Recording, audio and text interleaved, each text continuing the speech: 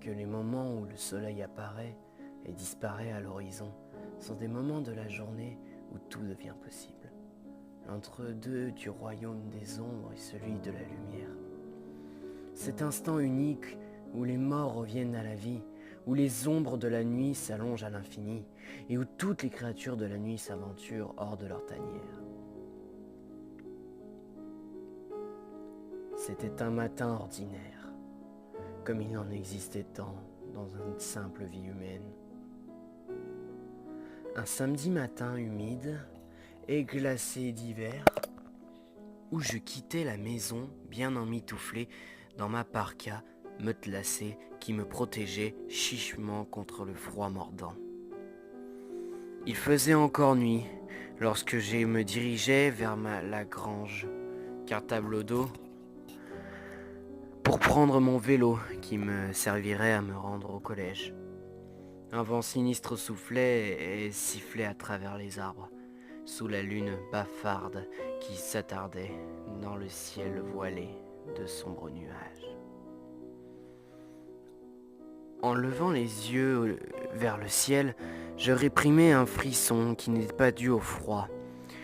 Le cri d'une chouette perdue dans le lointain figea un instant l'air autour de moi.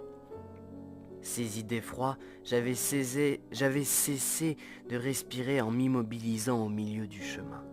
Je détestais sortir seul dans le noir. Par ces nuits de pleine lune, à l'instant où le soleil pointait à l'horizon, une brume légère se levait toujours. À ce moment-là, rendant le paysage des alentours encore plus angoissant. Après un regard inquiet autour de moi, je repris ma route en me tenant sur mes gardes. Quelques mètres à peine séparaient l'entrée de ma maison du hangar où était rangée ma bicyclette. Mais cette courte distance me semblait s'être changée en dizaines de kilomètres. Je hâtais le pas, sans oser me regarder par-dessus mon épaule. Et l'aurais-je fait ? Sans doute aurais-je gagné quelques minutes de plus pour laisser le soleil enfin apparaître et chasser les ombres de la nuit. Après une courte minute qui me parut une heure, je pénétrai dans le hangar avec soulagement. Ce n'est qu'en constatant que malgré mes essais répétitifs sur l'interrupteur, la lumière ne fonctionnait plus. Je commençais à appréhender les ténèbres profondes qui m'entouraient. Voyons, ma bicyclette n'est pas très loin, me dis-je, en tentant de reprendre mon courage à deux mains. Je n'ai qu'à laisser la porte entrouverte. J'aurai juste assez de clarté pour retrouver mon vélo. Mais l'obscurité ambiante avait un je ne sais quoi de vraiment angoissant. Une odeur étrange s'exhalait dans le noir, une senteur de renfermé et terre humide. Et il avait aussi une sensation de froid intense, comme un souffle malsain s'échappant de quelques tombeaux entr'ouverts. « Hé, réveille-toi, ma grande !» me gourmandai-je intérieurement. « Les fantômes, ça n'existe pas. » Prenant une grande inspiration, je me ressaisissais et ouvris la porte du hangar en grand pour avoir un maximum de lumière du crépuscule naissant. Malgré ça, il faisait toujours sombre. J'observais pendant une minute les ténèbres, dans la direction probable de ma bicyclette. Et, une fois mes yeux habitués à l'obscurité, je distinguai enfin l'objet de mes recherches. Avec un petit sursaut de joie, je me précipitai vers le fond du hangar quand soudain, le sol se déroba brusquement sous mes pieds. Je chutai dans un immense trou noir. Un hurlement m'échappa alors que je dévalais douloureusement les escaliers de la cave. J'essayais de me retenir aux étagères qui décidaient au fil des marches. Mais mon cartable trop lourd m'entraînait vers le fond. J'atterris avec un bruit mat sur le sol humide de la cave.